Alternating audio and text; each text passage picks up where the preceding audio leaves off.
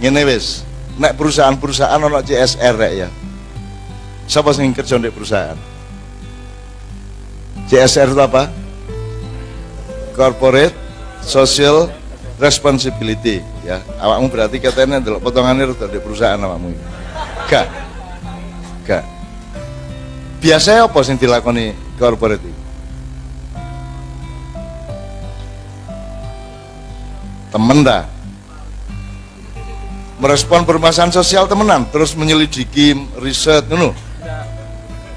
Ngene wis, biasanya CSR diterapkan pas poso Ramadan. Biasanya nek Ramadan perusahaan-perusahaan iku apa? Apa rek? Santunan anak yatim. Bagi takjil. Mesti mbangane mikir angel-angel. Kan kudune nandur kan kudu ndek lemah sing pas cek cukule. Jadi sedekahmu harus diberikan kepada orang yang membuat pahalanya subur. Karena kamu mencari yang paling tepat yang kamu beri sedekah. Gak angger wong kok kei. Tapi kamu melakukan riset sekedarnya. Gitu loh. Nah, perusahaan-perusahaan ini lah arah-arah pokoknya anak yatim mulai wis ya. Kita mboten. Kuwabe akhirnya anak yatim iku akeh anak yatim saya. Angger poso kok akeh mblader anak yatim. Pas gak poso gak yatim. Begitu Ramadan yatim. Awakmu lak ronde mayan kan, saya kalau ada banyak anak kecil kan, kalau jumlahnya cukup banyak tak unggahno panggung. Sehingga ketika saya diundang oleh sebuah perusahaan untuk ke beberapa kota besar di Indonesia untuk sadurunge maghrib nglumpukno anak yatim, aku dikon ngomong semacam ceramah ngono iku, aku lagi gak iso ceramah. Dadi arek-arek iku tak kon munggah, tak takoni namanya siapa? Rizky. Bapak namanya Suparjo. Bapak kerja di mana? Pegawai negeri. Ibu jualan di warung. Dalam jare yatim. 100% yang saya ajak naik panggung dan saya tanya itu bukan yatim. Nah ya apa? Dan banyak kasus-kasus yang lain. Ini aku gak suudon ya, aku mek itu pengalamanmu. Dan aku duwe pendapat. Yang disebut menyantuni anak yatim itu apa tujuan utamanya? Merubah dia dari yatim menjadi tidak yatim, jadi dia menjadi tidak punya bapak menjadi punya bapak, menjadi tidak punya bapak ibu menjadi punya bapak ibu, dari yatim menjadi tidak yatim lah ngono tujuannya. Jadi solusinya ya apa? Apa dikai sego bungkus karo sarung? Solusinya kan didolone orang tua, betul enggak? Jadi lembaga-lembaga anak yatim itu menurut saya pekerjaan utamanya adalah golek wong tuwek-tuwek keliling sing gelem ditambahi anak sitok cek dadi anake cek gak yatim lak ngono sing kudune. Bukan menghimpun dana digawe juju arek yatim. Diseragami. Terus mari ngono didelen di asrama sing tulisane panti asuhan anak yatim. Dadi arek iku mlebu metu aku yatim ya. Oh yatim aku ya. Oh no. Suwe-suwe mergo bertahun-tahun dia ndek kuno, suwe-suwe dia menjadikan yatimnya sebagai senjata hidup. Nang dindi kula yatim lho, Bu. Wes dimurai wong. Akhirnya yatim menjadi komoditas. Yatim menjadi barang dodolan lak ngono. Iki aku gak anu lho, gak suudon karo sapa-sapa lho ya. Aku nyeritakno pengalamanku dan pendapatku. Ya macam-macam banyak nak diteruskan soal ini. Nah sekarang tak balekno nang menyerah tadi itu. La tastaslimu illa illallah. Jangan menyerah kecuali kepada Allah. Iso tak gak aku njaluk tolong apa contohnya sing awakmu menyerah itu?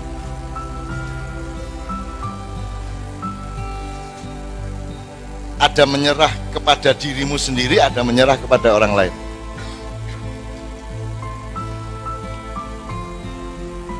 Awakmu terhadap keadaan Indonesia dan dunia ini putus asa apa tidak? Sambat agak. sambat. Artinya secara teknis ilmunya menungso angel ngatasi, gak iso ngatasi kayak gini. Boleh apa tidak?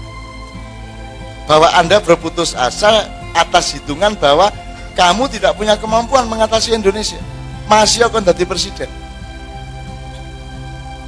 Engko akhirnya menterimu nabrak listrik kabeh apa kono? Ya, boleh enggak kita putus asa bahwa kita ini tidak punya kemampuan untuk mengatasi keadaan yang besar, problem yang besar itu? Boleh enggak? Wajar enggak gitu aja? Wajar enggak? Terus gak iso rek, nasi jadi bubur rek.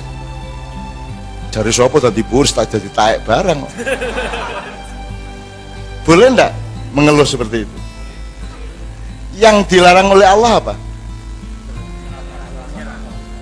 Yang dilarang oleh Allah adalah masih akan wis buntu, wis gak iso apa-apa, wis latang-latang, wis kepojok, tidak berdaya, tapi kamu tetap tidak menyerah dan kamu tetap yakin bahwa Allah pasti akan menolong.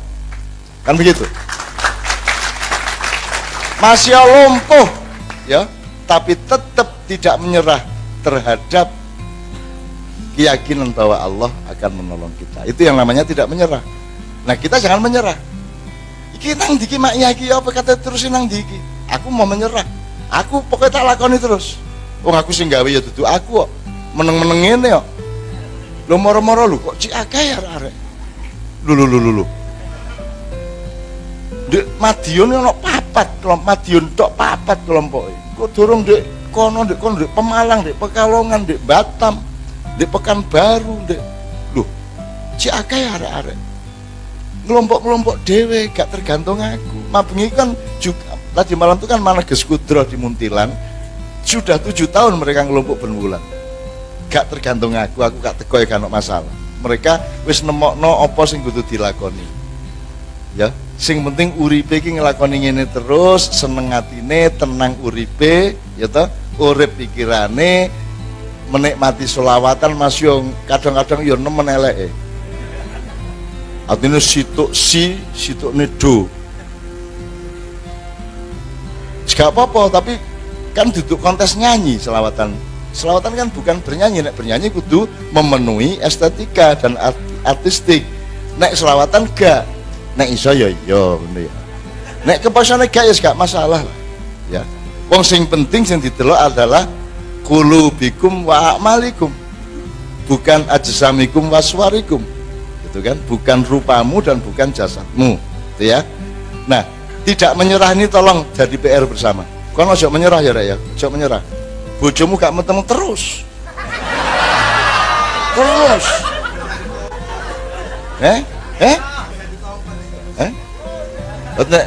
Nek iku gak putus asa iki ya.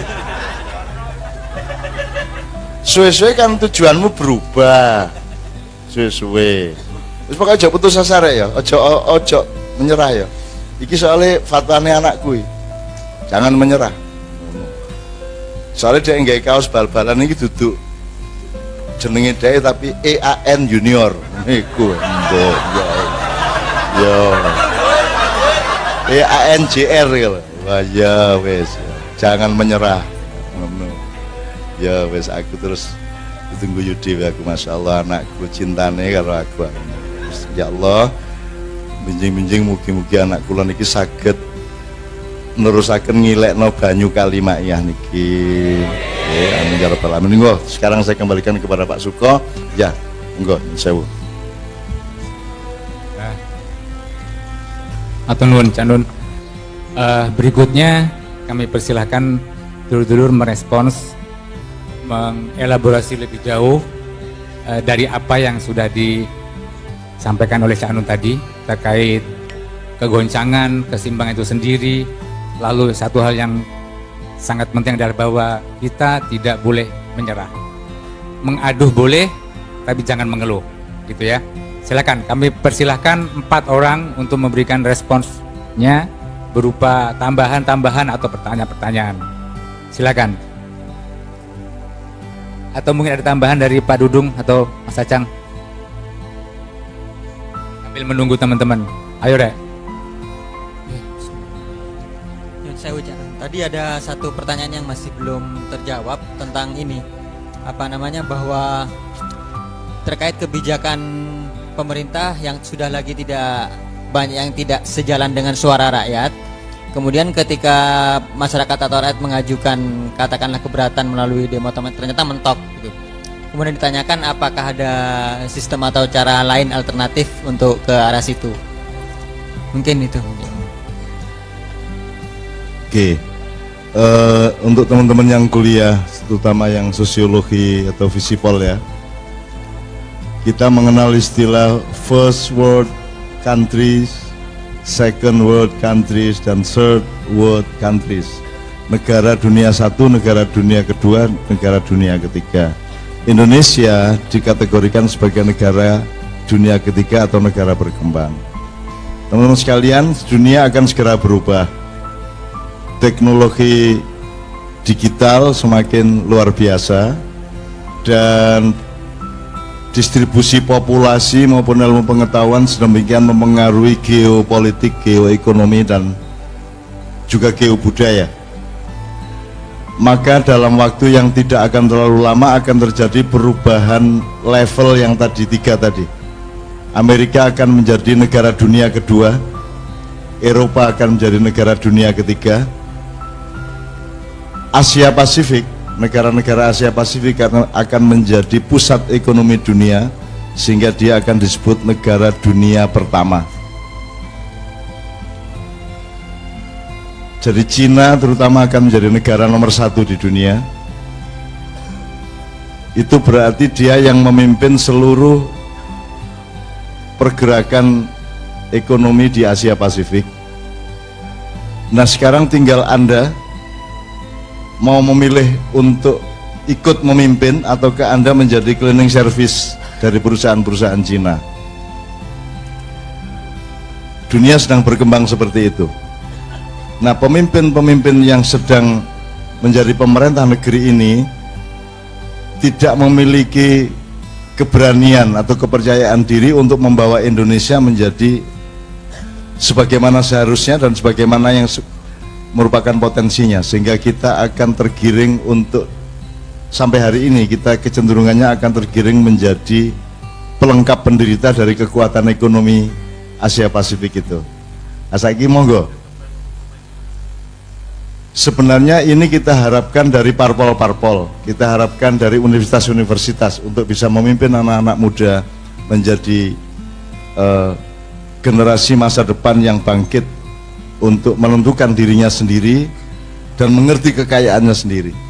Tapi Anda tahu policy-policy yang bergulir selama 3 tahun ini adalah policy-policy yang penuh tidak percaya diri, policy-policy yang meletakkan Indonesia sebagai inferior, sebagai pelengkap penderita, sebagai objek, sebagai pengemis, sebagai pendompleng, sebagai apa menerek ekor. Nah, sekarang ini bisa merupakan pilihan negara dan bangsa, bisa merupakan pilihan dari individu atau kelompok-kelompok. Oleh karena itu Anda harus mendidik anak Anda, juga Anda sendiri, adik-adik Anda, untuk menjadi manusia yang tidak menyerah terhadap yang akan menjadi masa depan dunia itu. Jadi kon kudu nunggangi jaran larat sing gak iso dindek iki. Caranya adalah dengan meningkatkan kepercayaan diri Anda, meningkatkan semua penyuburan bakat-bakat Anda. Anda harus fokus terhadap kemampuan Anda, harus kerja keras, kudu wani tanding, kudu wani tandang, supaya Anda tidak menjadi gelandangan di negara Anda sendiri. Mek ikut tok. Nama iya mencoba membangun kemandirian, membangun kedaulatan, membangun manusia baru yang tidak hanya akan menjadi jongos-jongos masa depan. Nah, monggo ini dielaborasi oleh forum-forum ma'iyah di mana-mana.